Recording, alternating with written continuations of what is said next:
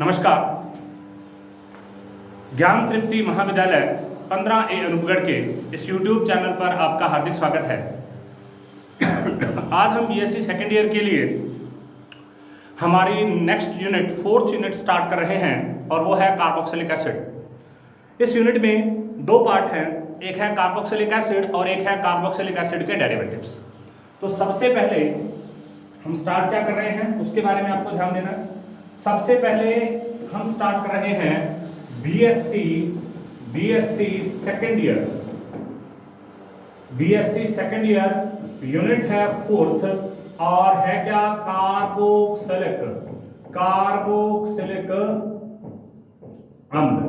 Carboxylic अम्ल। ठीक है, बीएससी सेकेंड ईयर के लिए हमारा अगला जो टॉपिक है वो है कार्बोक्सिलिक अम्ल और इसी को हम ऑनगोइंग करेंगे आगे। देखिए सबसे पहले कार्बोक्सिलिक अम्ल क्या होता है उसके बारे में हम बात करते हैं। देखिए हम बात करेंगे कार्बोक्सिलिक अम्ल के बारे में। कार्बोक्सिलिक अम्ल के बारे में बात करेंगे हम। कार्बोक्सिलिक अम्ल का मतलब क्या है, जिसमें ये ग्रुप पाया जाए, कार्बोक्सिल ग्रुप पाया जाए, उसको क्या बोला जाता है, इस प्रकार के यौगिक क्या कहलाते हैं, कार्बोक्सिलिक एसिड कहलाते हैं। इस ग्रुप को क्या बोलते हैं, इस ग्रुप को बोलते हैं कार्बोक्सिल ग्रुप, कार्बोक्सिल समूह। अब देखिए यहां पर दो चीजें होती हैं, एक ये होता है और एक इसी के तरीके का एक और समूह होता है, ये वाला, इसको बोलते हैं कार्बोनिल। ये कौन सा होता है, कार्बोनिल समूह है। कार्बोनिल में अगर यहां पर हम OH लगा दें तो ये क्या बन जाएगा, कार्बोक्सिल बन जाएगा। ऐसे सभी कार्बनिक यौगिक जिनमें कार्बोक्सिल समूह पाया जाता है कार्बोक्सिलिक एसिड कहलाते हैं। ऐसे सभी कार्बनिक यौगिक जिनमें कार्बोक्सिल समूह पाया जाता है कार्बोक्सिलिक एसिड कहलाते हैं। इसका सबसे बेस्ट एग्जांपल अगर हम बात करें ये है RCOOH। ये नॉर्मल हम इसको इस तरीके से लिखते हैं। इसका सबसे छोटा एग्जांपल क्या है, मतलब हम अगर ये कहें कि कार्बोक्सिलिक में इस समूह के साथ में यहां पर अगर H हो या R हो तो इसको हम क्या कहेंगे, कार्बोक्सिलिक अम्ल कहेंगे। सबसे छोटा एग्जांपल इसका होता है HCOOH, ठीक है, जिसमें सिंगल कार्बन होती है। इसके बाद ये एक बहुत पेट एग्जांपल इसका है CH3COOH, जिसके बारे में आप बहुत अच्छे तरीके से जानते हैं, एथेनोइक एसिड, विनेगर या सिरका इसको कहा जाता है। तो हम इसी के बारे में आज हम बात कर रहे हैं, कार्बोक्सिलिक एसिड के बारे में। कार्बोक्सिलिक एसिड क्या है, कार्बोक्सिलिक एसिड कार्बिनॉल का एक एसिड व्युत्पन्न है। और कार्बोनिल क्या है, कार्बोनिल होता है C डबल बॉन्ड O समूह। जब किसी कार्बोनिल समूह की एक संयोजकता हाइड्रोक्सिल ग्रुप द्वारा और दूसरी संयोजकता दूसरी वैलेंसी एल्किल या हाइड्रोजन में से किसी एक ग्रुप द्वारा संतुलित की जाती है, संतुष्ट की जाती है, तो बनने वाला जो यौगिक होता है उसको हम क्या कहते हैं, कार्बोक्सिलिक अम्ल कहते हैं। तो अब हम इसी के बारे में बात करेंगे। इस यूनिट में हमको कार्बोक्सिलिक अम्ल क्या है इसके बारे में बात करनी है। कार्बोक्सिलिक अम्ल के नामकरण की विधियां कौन कौन सी हैं, उसके IUPAC नामकरण की विधि कौन सी है, उसके सामान्य नामकरण की विधि कौन सी है, इसके अतिरिक्त उसके संरचना और बंधन किस प्रकार का पाया जाता है, उसके अलावा उसके अंदर किस प्रकार से उसका निर्माण किया जाएगा। अलग अलग प्रकार के, जैसे कार्बोक्सिलिक अम्ल भी अलग अलग प्रकार के होते हैं। ऐसे कार्बोक्सिलिक अम्ल जिसमें एक COOH समूह पाया जाता है उसको मोनोकार्बोक्सिलिक एसिड कहते हैं, जिसमें दो पाए जाते हैं उसको डाइकार्बोक्सिलिक एसिड कहते हैं, जिसमें तीन पाए जाते हैं उसको ट्राइकार्बोक्सिलिक एसिड कहते हैं।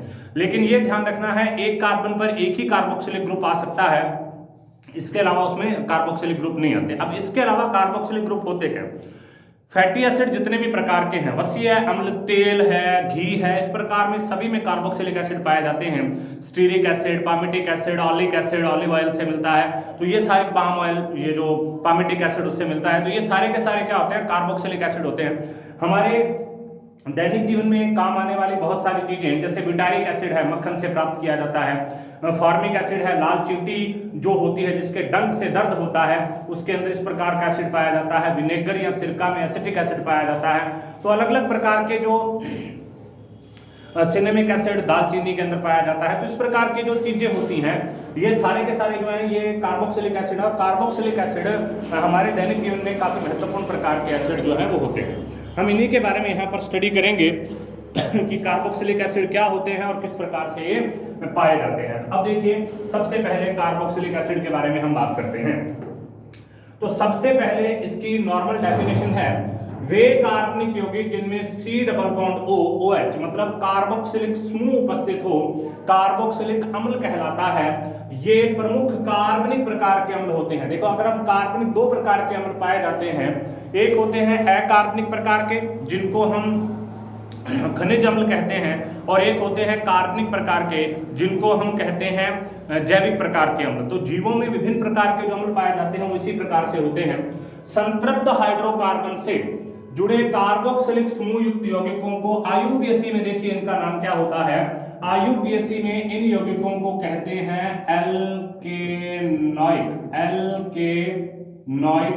अम्ल। IUPAC में इन यौगिकों को क्या कहते हैं? एल्केनोइक अम्ल।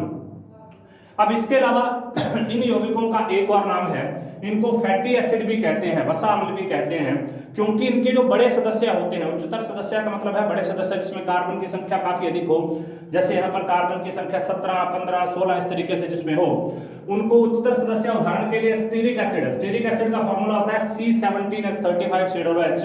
पामिटिक एसिड का फॉर्मूला होता है C15H31COOH, और ऑलिक एसिड का फॉर्मूला होता है C17H33COOH। ये सारे के सारे ट्राइग्लिसराइड हैं। ट्राइग्लिसराइड का मतलब होता है जिसके अंदर इस तरीके से तीन तीन की श्रृंखलाएं पाई जाती हूं, ट्राइग्लिसराइड है। ट्राइग्लिसराइड के रूप में वसा और तेलों के अंदर पाए जाते हैं। ट्राइग्लिसराइड को आगे हम और डिस्कस करेंगे, आगे हमारे ये आएगा। अब देखिए, इनका ये तो है मुख्य रूप से कि कार्बोक्सिलिक अम्ल क्या होते हैं, तो हम ये कह देंगे वे संतृप्त कार्बनिक यौगिक जिनमें COOH या कार्बोक्सिलिक समूह पाया जाता है कार्बोक्सिलिक अम्ल कहलाते हैं, और IUPAC में इनका नाम क्या होता है? एल्केनोइक अम्ल। ठीक है, अब हम बात करते हैं इसका नामकरण। नामकरण के इसके कई प्रकार के तरीके हैं, जिसमें सबसे पहला जो तरीका है वो है ट्राइबल मेथड या रूढ़ पद्धति। अब रूढ़ पद्धति जो होती है वो किस पर आधारित है? वो तो उसके स्रोत पर आधारित होती है, मतलब ओरिजिन कहां से हुआ है किसी एसिड का, कहां से वो प्राप्त हुआ है, उसके आधार पर जो हमें प्राप्त होगा उसी को हम क्या कहेंगे? रूढ़ पद्धति के आधार पर उसको हम लिख देंगे। देखिए, छोटे सदस्य जो होते हैं, निम्नतर का मतलब है छोटे सदस्य। छोटे सदस्य के सामान्य नाम जो होते हैं उनके स्रोत पर आधारित होते हैं। कैसे? जैसे रूढ़ पद्धति में सबसे पहला नाम है HCOOH। ये फार्मिक एसिड है, लाल चींटी से प्राप्त होता है और इसका नाम क्या होता है? फार्मिक अम्ल। दूसरा है CH3COOH, इसको बोलते हैं सिरका। CH3COOH स्रोत इसका कहां से है? एसिटम या सिरके से, इसीलिए इसको क्या बोलते हैं? Acetic acid. तीसरा है C3H7OOH, ये मक्खन या बटर से प्राप्त होता है, और इसका जो स्रोत होता है, जो मक्खन या बटर है, मतलब विकृत गंधी बोलते हैं इसको, थोड़ा खराब हुआ जो मक्खन या बटर होता है उसके अंदर ये पाया जाता है, और उसको बोलते हैं बिटारिक एसिड, बटर से प्राप्त होने के कारण। एक होता है वैलेरिक अम्ल।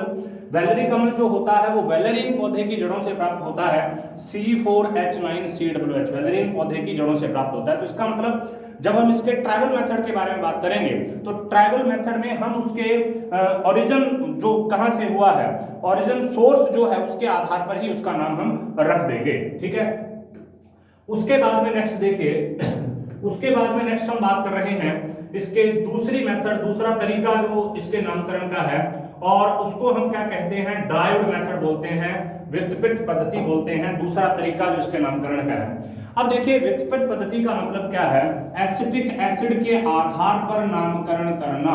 एसिटिक अम्ल के आधार पर, एसिटिक अम्ल के आधार पर नामकरण करना, एसिटिक अम्ल के आधार पर नामकरण करना क्या कहलाता है?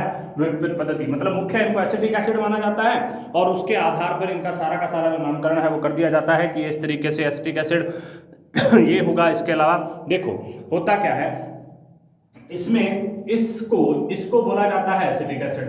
अब इसके साथ में दो मेथिल लगे हुए हैं, इन अम्लों का नामकरण एसिटिक अम्ल के व्युत्पन्न के रूप में करते हैं, इसको हम एसिटिक एसिड कह देंगे। दो इसके साथ ये लगे हुए हैं तो इसका नामकरण क्या हो जाएगा? डाईमेथिल एसिटिक अम्ल।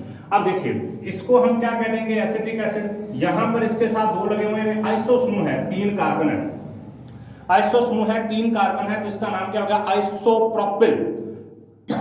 आइसो समूह और 3 कार्बन है, तो इसका नामकरण क्या हो गया? आइसोप्रोपिल। और ये क्या बन जाएगा? आइसोप्रोपिल एसिटिक अम्ल। क्या कहेंगे इसको? आइसोप्रोपिल एसिटिक अम्ल। ठीक है, अब देखिए ये जो दोनों नामकरण है ये किसके बेस पर है? एसिटिक एसिड के बेस पर होते हैं। ठीक है, एसिटिक अम्ल के बेस पर होते हैं। जैसे यहां पर हमने इसको, इतना जो पार्ट होता है, आप ये मान लीजिए इसको हम क्या मान लेते हैं? ये इतने को हम क्या मान लेते हैं? एसिटिक एसिड मान लेते हैं, और इसके साथ जो जुड़ा हुआ है उसके आधार पर इसका नामकरण कर देते हैं। तो ये 2 हो गए। इनमें से जो रूट मेथड है वो थोड़ा सा ज्यादा इंपॉर्टेंट है, क्योंकि उसके अंदर कई बार पूछ लेते हैं कि लाल चींटी से प्राप्त होने वाला जो अम्ल है उसका क्या नाम है, ब्यूटारिक बटर से प्राप्त होने वाला अम्ल किसका नाम है, वैलेरिक एसिड कहां से प्राप्त, ये सब चीजें पूछी जा सकती हैं।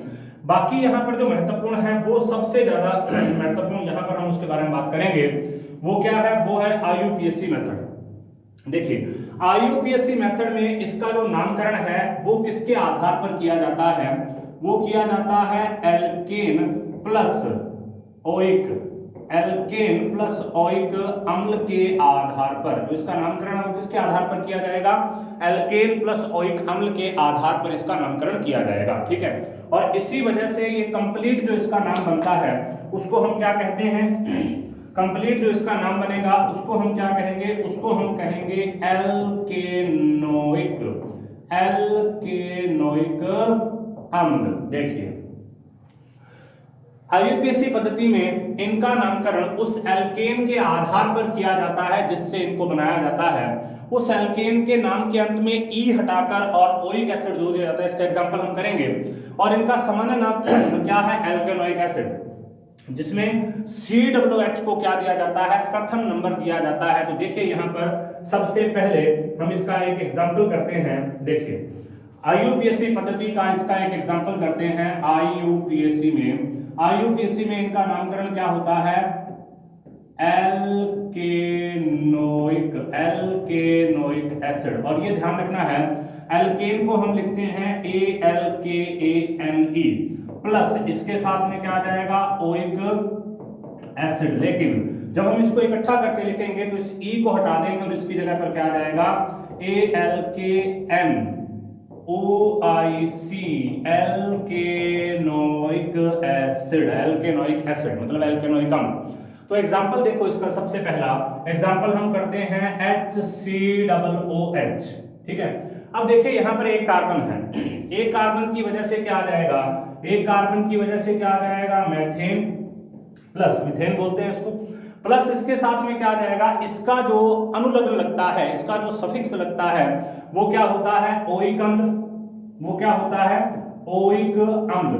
ठीक है, तो इसका जो पूरा नाम हो जाएगा एक कार्बन की वजह से, उसको हम क्या कहेंगे? मैथेनोइक अम्ल। ठीक है, अब इसी तरीके से जब हम बात करते हैं इसके बारे में CH3COOH, तो यहां पर देखिए 2 कार्बन है, 2 कार्बन की वजह से क्या आ गया? एथेन आ गया। एथेन के साथ में क्या जोड़ देंगे हम? ओइक अम्ल जोड़ देंगे। तो इससे क्या बन जाएगा? इससे बन जाएगा एथेनोइक अम्ल। इससे क्या बन जाएगा? एथेनोइक अम्ल बन जाएगा। तो इसका मतलब इनका जो IUPAC नामकरण होता है वो एल्केनोइक अम्ल के आधार पर होता है, जिसमें जो एल्केन है, एल्केन, ये वाला जो एल्केन है, ये एल्केन किस पर निर्भर करता है? कार्बन की संख्या पर निर्भर करता है। और उसके बाद में हम इसके अनुलग्न के रूप में क्या जोड़ देते हैं? ओइक एसिड जोड़ देते हैं। ध्यान ये रखना है कि जब हम इस ओइक एसिड को जोड़ेंगे तो इस ई को यहां से हम रिमूव कर देंगे। ठीक है, एल्केनोइक एसिड बन गया, मैथेन से मैथेनोइक एसिड बन गया, और एथेन से एथेनोइक एसिड बन गया। ठीक है, नेक्स्ट हम बात करते हैं IUPAC पद्धति में अन्य नामों के बारे में। देखिए इसका सामान्य नाम क्या है? फार्मिक एसिड, मैथेनोइक हमने कर लिया।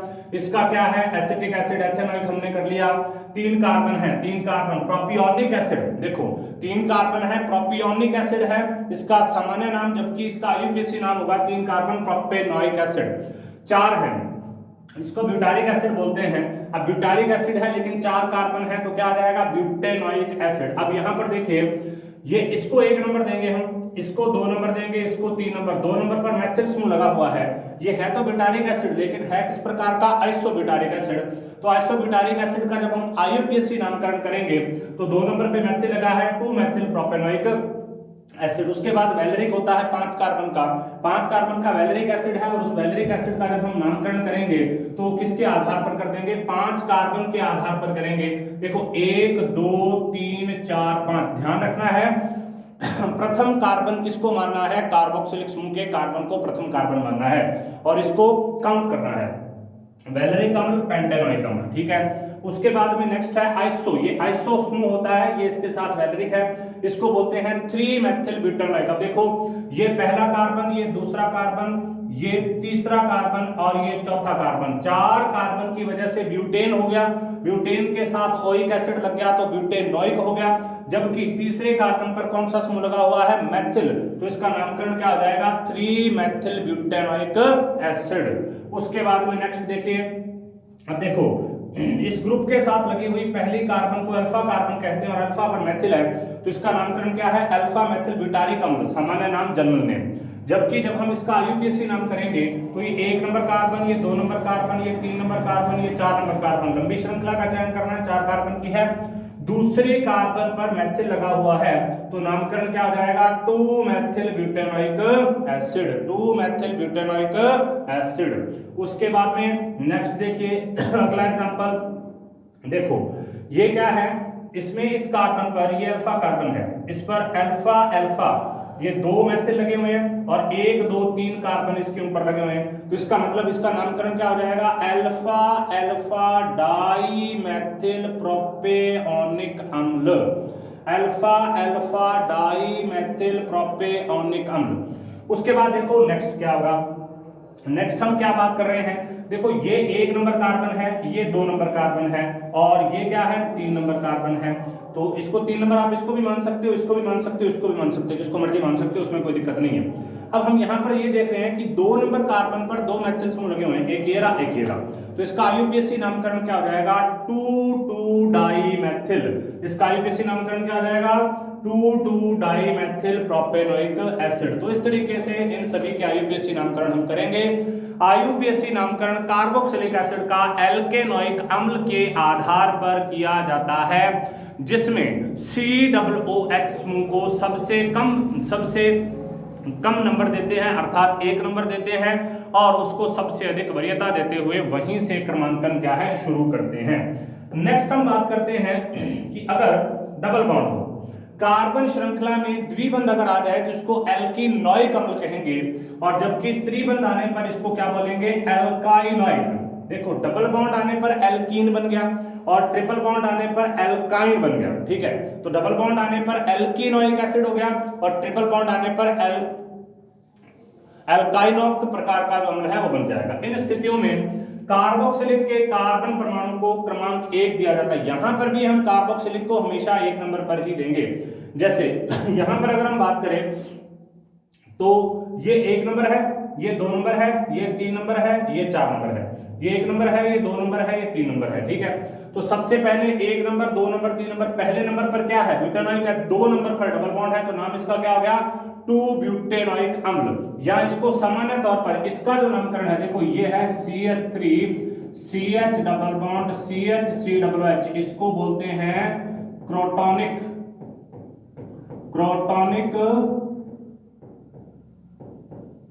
अम्ल, इसको क्या बोलते हैं, क्रोटोनिक अम्ल, ठीक है। उसके बाद इसको प्रोपियोनिक अम्ल बोलेंगे क्योंकि ये 1 2 3, तो 1 नंबर इसको आ गया, ये दूसरा प्रोपियोनिक एसिड आ जाएगा, ठीक है। अब एलिसाइक्लिक अगर यौगिक हैं, 2 प्रकार के होते हैं, एक होते हैं एलिफैटिक, एलिसाइक्लिक बोलते हैं उनको।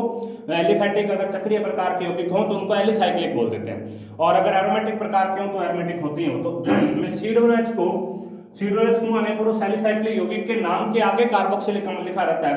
तो यहां पर देखिए इसका नामकरण क्या होगा, देखो उस कार्बन को, और वलय के उस कार्बन को परमाणु क्रमांक ये दिया जाता है जिसके साथ कार्बोक्सिलिक जुड़ा हुआ है। देखो ये कितने कार्बन है, 1 2 3 4 5 और एक मेथिल जुड़ा हुआ है, ठीक है। और 5 कार्बन है, 5 कार्बन को साइक्लोपेंटेन कहेंगे क्योंकि चक्रीय प्रकार की संरचना है और 5 कार्बन है। उसके अलावा पहला कार्बन ये और दूसरा कार्बन ये, दूसरे कार्बन पर मेथिल समूह भी लगा हुआ है, तो इसका नामकरण क्या आ जाएगा, 2 मेथिल साइक्लोपेंटेन कार्बोक्सिलिक एसिड। दोबारा सुनिए, नामकरण क्या आ जाएगा, 2 मेथिल साइक्लोपेंटेन कार्बोक्सिलिक एसिड। ध्यान रखना, जब हम एलिसाइक्लिक यौगिक के बारे में बात करेंगे वहां पर कार्बोक्सिलिक अम्ल शब्द का प्रयोग किया जाएगा। सामान्य यौगिकों के बारे में बात करेंगे वहां पर ओइक अम्ल शब्द का प्रयोग किया जाएगा।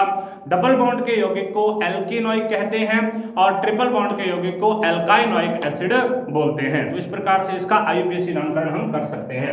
नेक्स्ट हम और एग्जांपल करते हैं कुछ इसी के। देखिए किस प्रकार से, देखिए आगे हम कुछ और एग्जांपल इसके करते हैं। तो यहां पर देखिए एक कंपाउंड हमारे पास में ये है जिसमें ब्रोमीन भी लगा हुआ है और कार्बोक्सिलिक एसिड भी लगा हुआ है। आपको हमेशा एक चीज याद रखनी है कि कार्बोक्सिलिक अम्ल जो है उस कार्बोक्सिलिक अम्ल को आप सबसे कम नंबर देंगे अर्थात सबसे अधिक वरीयता देंगे। तो ये 1 नंबर हो गया, ये 2 नंबर हो गया, ये 3 नंबर हो गया, ये 4 नंबर हो गया। 6 कार्बन की श्रृंखला है, 6 कार्बन है तो साइक्लोहेक्सेन हो गया सीधा, 6 कार्बन है तो साइक्लोहेक्सेन हो गया सीधा, ठीक है। तो साइक्लोहेक्सेन तो इसमें है और 1 2 3 और चौथे कार्बन पर क्या लगा हुआ है, ब्रोमो।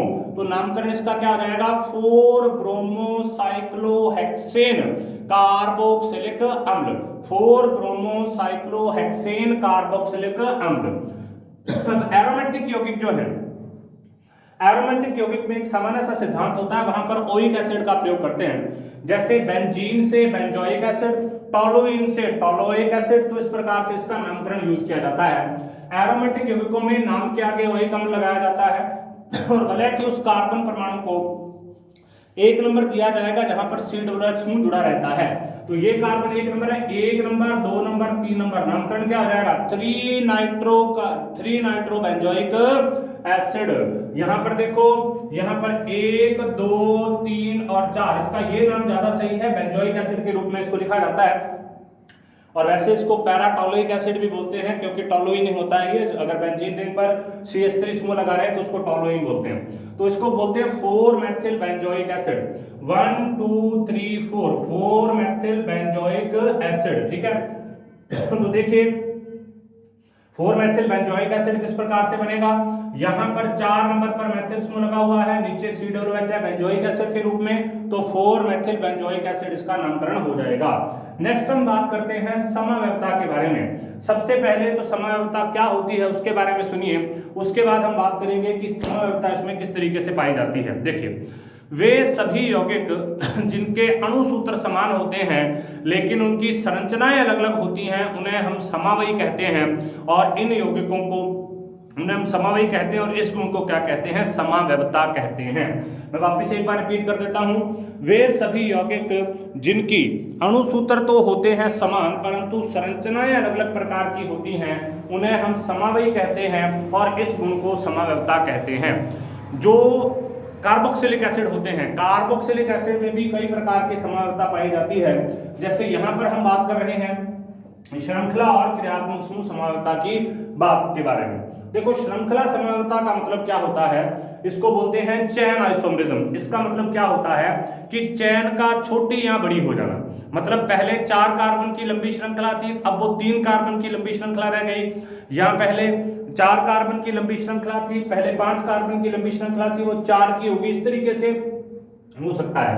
जैसे पेंटेनोइक एसिड है, पेंटेनोइक एसिड को लिखने का तरीका क्या होता है, CH3 CH2 CH2 COOH। अब देखो यहां पर इन्होंने क्या कर रखा है, 1 2 3 4, एक और आएगा इसके साथ में, क्या होगा CH3, ये CH2 है, देखो CH3 CH2 CH2 CH2 COOH, ये पेंटेनोइक है। अब हमने क्या किया, देखो इसके अंदर कैसे पाया जाएगा श्रृंखला समव्यवता। तो सबसे पहले मैं एग्जांपल देता हूं, मैं किसके बारे में बात कर रहा हूं, श्रृंखला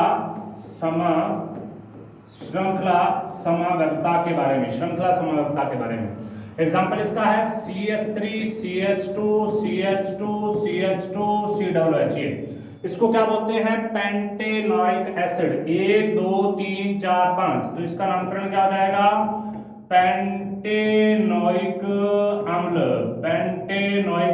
पेंटेनोइक एसिड। देखो अब इसका जो श्रृंखला समवायी है वो किस प्रकार से हो सकता है, देखो CH3C, यहां पर एक CH3 लगा दिया, फिर CH2, फिर COOH, देखो भाई, तो 1 2 3 4, अब देखो ये कितने कार्बन की श्रृंखला रहेगी, ये रहेगी 4 कार्बन की, जबकि ये वाली जो थी ये कितने कार्बन की थी, ये थी 5 कार्बन की। तो यहां पर आपको क्लियर इसमें फर्क पता चल रहा है कि हमने श्रृंखला को छोटा कर दिया, कार्बन उतने हैं, अणुसूत्र भी दोनों का एक जैसा है, इसका क्या होगा C5 है, और हाइड्रोजन कितने हैं 5 4 9 और 1 10, C5H10O2, ये इसका फॉर्मूला है। इसके बारे में जब हम बात करेंगे तो इसका फॉर्मूला क्या हो जाएगा, C5 1 2 3 4 5, C5H 3 और 3 6, 1 7 8 9 और 1 10, C5H10O2। दोनों का जो अणुसूत्र है, दोनों का जो मॉलिक्यूलर फार्मूला है वो सेम है, दोनों का अणुसूत्र या मॉलिक्यूलर फार्मूला यहाँ पर सेम है, लेकिन दोनों की संरचनाएं अलग अलग हैं। एक की संरचना में कितने कार्बन हैं 5 कार्बन, जबकि एक की संरचना की सीधी श्रृंखला में कितने कार्बन हैं 4 कार्बन। तो अब देखिए यहाँ पर अगली चीज क्या होगी देखो इन दोनों का नाम भी अलग अलग हो जाएगा। देखो जब हम समावयवता के बारे में बात करते हैं तो समावयवता में, खास करके श्रृंखला समावयवता में, क्रियात्मक समूह समावयवता में इनके IUPAC नाम अलग अलग प्राप्त होने चाहिए, तभी ये वास्तविकता में समावी होते हैं। देखो 1 number carbon, 2 number carbon, 3 number carbon, 4 number carbon, पहले पेंटेनोइक था, ब्यूटेनोइक रह गया, तो है क्या ये 3 मेथिल, ये क्या बन जाएगा 3 मेथिल ब्यूटेनोइक, 3 मेथिल ब्यूटेनोइक अम्ल, 3 मेथिल ब्यूटेनोइक अम्ल। ठीक है, तो इस प्रकार से इसके अंदर श्रृंखला समावयवता पाई जाती है। अब हम बात करते हैं अगले प्रकार की समावयवता इसमें कौन सी पाई जाएगी, उसको देखते हैं। देखिए इनमें स्थिति समावयवता नहीं होती। अब ये ध्यान रखना है कि इनमें कभी भी स्थिति समावयवता नहीं होती। स्थिति समावयवता मतलब पोजीशन आइसोमरिज्म इसमें नहीं पाई जाती, क्योंकि COOH जो होता है वो 1 नंबर कार्बन पर ही पाया जा सकता है, श्रृंखला के बीच में नहीं पाया जा सकता। अतः COOH के समूह की स्थिति परिवर्तन होने से श्रृंखला परिवर्तन हो जाएगा और वो श्रृंखला समवायी ही होंगे। देखो यहां पर जब हम बात करें, अब यहां से श्रृंखला स्टार्ट होगी, देखो यहां से श्रृंखला स्टार्ट होगी, पहले श्रृंखला ऐसे थी, ये श्रृंखला के बीच में नहीं है तो इसको 1 नंबर ही देना है, तो इसका मतलब ये सिरे पर ही आएगा हमेशा। 1 नंबर हो गया, ये 2 नंबर हो गया, ये 3 नंबर हो गया, 4 नंबर हो गया, और 2 पर क्या लगा हुआ है मेथिल, तो इसका मतलब यहाँ पर स्थिति समावयी नहीं है। यहाँ पर कौन सा समावयी पाया जाता है, यहाँ पर जो समावयवता पाई जाती है वो श्रृंखला या क्रियात्मक समूह प्रकार की समावयवता पाई जाती है। नेक्स्ट, एस्टरों के साथ ही क्रियात्मक समूह भी दर्शाते हैं। अब देखो एस्टर क्या होते हैं, हम एस्टर के बारे में बात करेंगे। एस्टर यहाँ पर देखिए क्या होते हैं। अब ये तो श्रृंखला समावयवता थी, अब इसी में हम क्या बात करते हैं, इसी में हम बात करते हैं इसकी क्रियात्मक समूह समावयवता के बारे में।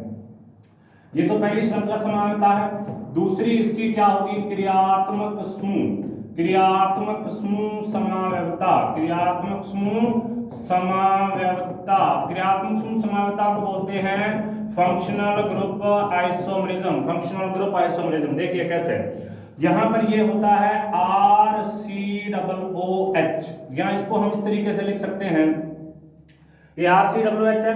अब इसको ये तो होता है कार्बोक्सिलिक, ये क्या होता है कार्बोक्सिलिक, और एक होता है RCOOR, ये क्या होता है एस्टर। तो ये आपस में क्या दर्शाते हैं क्रियात्मक समूह समावयवता, मतलब ये किस तरीके से फंक्शनल ग्रुप आइसोमरिज्म द्वारा एक दूसरे के अंदर बदले जा सकते हैं। फॉर एग्जांपल देखो CH3 CH2 COOH ये है। अब इसको हम एस्टर में कैसे बदल सकते हैं, इसको एस्टर में बदलेंगे CH3 COOCH3। देखो यहां पर हमारे पास कार्बन कितने थे 1 2 3 C3, हाइड्रोजन कितने थे 3 और 2 5 और 1 6 H6, और ऑक्सीजन कितने थे 2। तो फार्मूला क्या बना C3H6O2, C3H6O2। यहां पर देखिए ये क्या है एस्टर है, ये क्या है एस्टर। तो यहां पर भी कार्बन कितने हैं 3, हाइड्रोजन कितने हैं 6, ऑक्सीजन कितने हैं 2। तो इसका मतलब जो कार्बोक्सिलिक अम्ल होते हैं ये एस्टर के साथ क्रियात्मक समूह समावयवता भी दर्शा सकते हैं। कार्बोक्सिलिक अम्ल एस्टर के साथ क्रियात्मक समूह समावयवता भी दर्शा सकते हैं, जबकि सामान्य तौर पर ये क्या दर्शाते हैं, श्रृंखला समव्यवता। एक चीज ध्यान रखनी है, इनमें स्थिति समव्यवता नहीं पाई जाती। स्थिति समव्यवता या पोजिशनल आइसोमरिज्म इनमें नहीं पाई जाती। नेक्स्ट हम बात करते हैं इनकी संरचना और बंधन के बारे में। इसके अंदर संरचना किस प्रकार की होती है और इसके अंदर बॉन्ड किस प्रकार के होते हैं, उनके बारे में हम बात करेंगे। ठीक है, ये एग्जांपल अभी हमने किया, इसको हम इसके अंदर चेंज कर सकते हैं और इसको इसके अंदर चेंज कर सकते हैं। ठीक है, अब देखो संरचना और बंधन। अब यहाँ पर दो प्रकार के समूह होते हैं। एक तो इसके अंदर पाया जाता है कार्बोनिल प्रकार का समूह, एक इसके अंदर पाया जाता है हाइड्रोक्सिल प्रकार का समूह, और आपस में किससे जुड़े होते हैं, सिग्मा बॉन्ड से।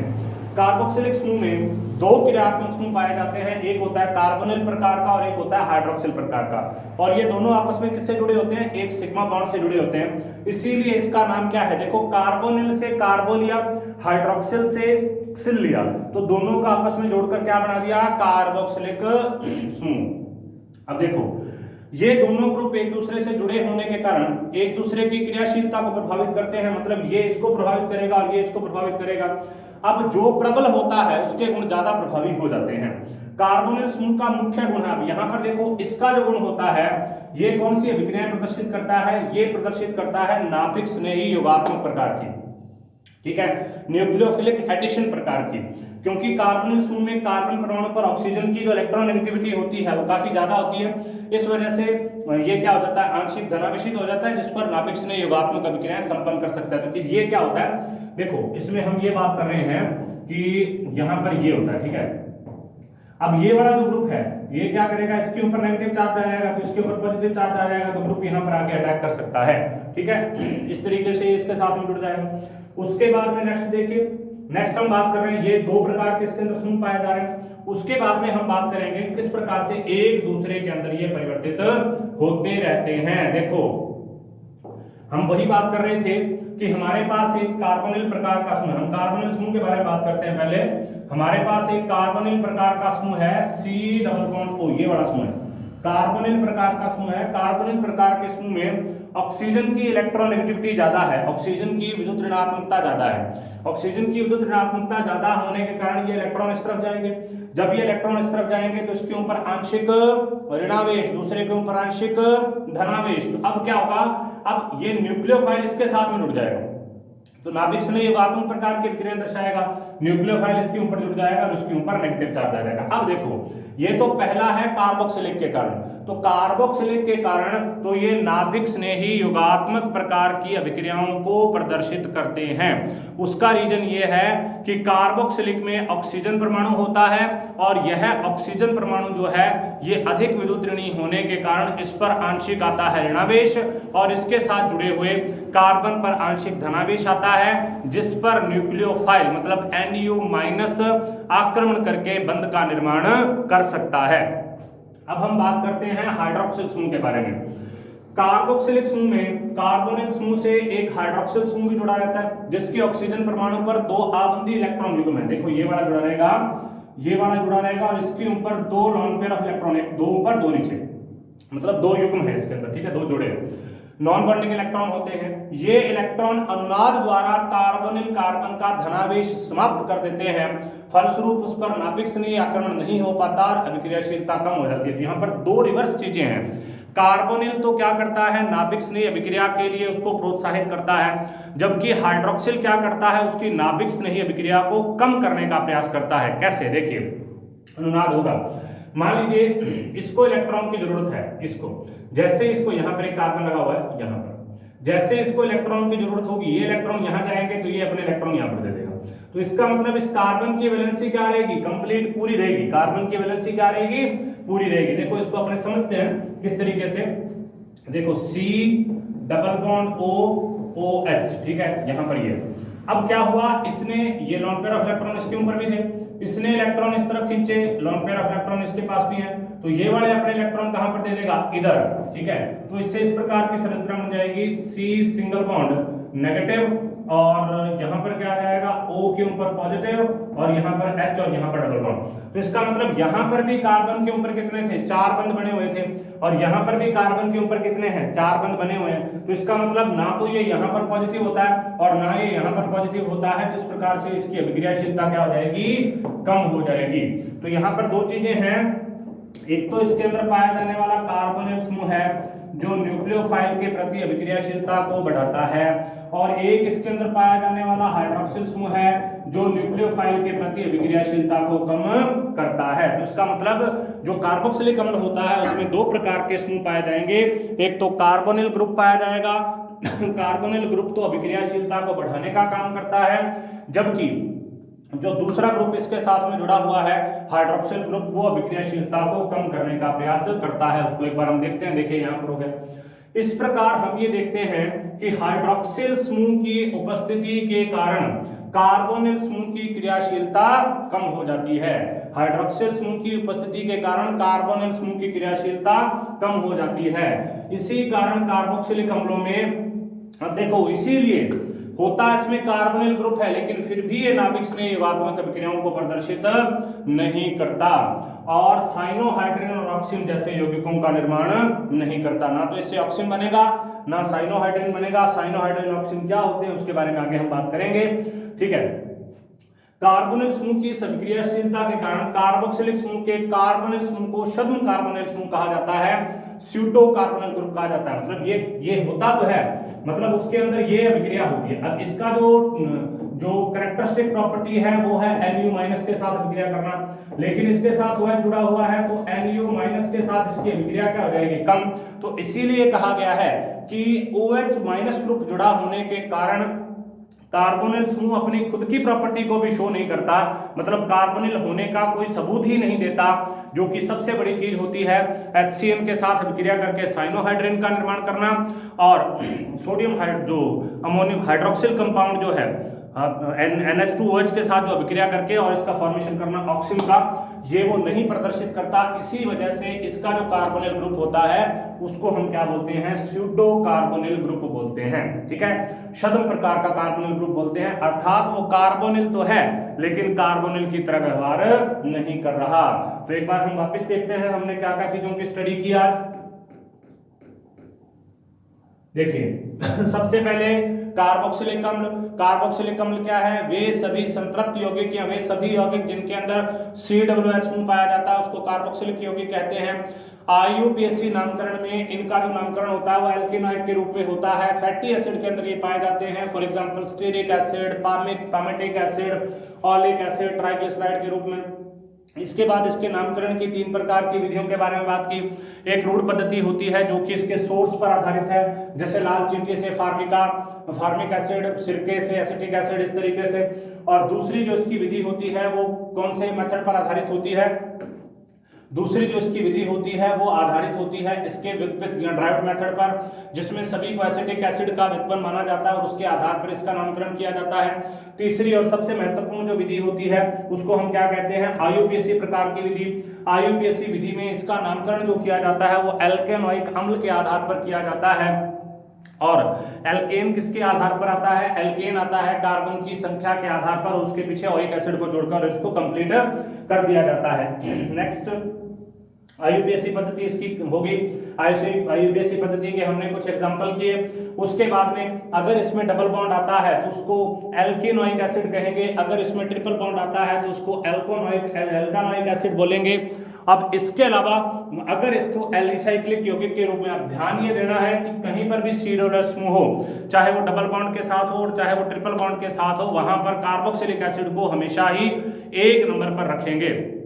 उसके बाद अगर ये एलिसाइक्लिक प्रकार के यौगिक में होता है तब उस यौगिक का नाम लिखते हुए पीछे कार्बोक्सिलिक अम्ल शब्द को जोड़ दिया जाता है। नेक्स्ट हमने बात की इसके अंदर किस प्रकार से, कुछ एग्जांपल्स के बारे में बात की। देखिए 4-ब्रोमोसाइक्लोहेक्सेन कार्बोक्सिलिक अम्ल। एरोमेटिक यौगिकों में जो इसका नाम होता है वो भी ओइक एसिड के रूप में होता है। बेंजीन के साथ में ओइक एसिड को जोड़कर बेंजोनोइक एसिड का फॉर्मेशन किया जाता है। और वहां पर भी कार्बोक्सिलिक एसिड को 1 नंबर ही दिया जाता है।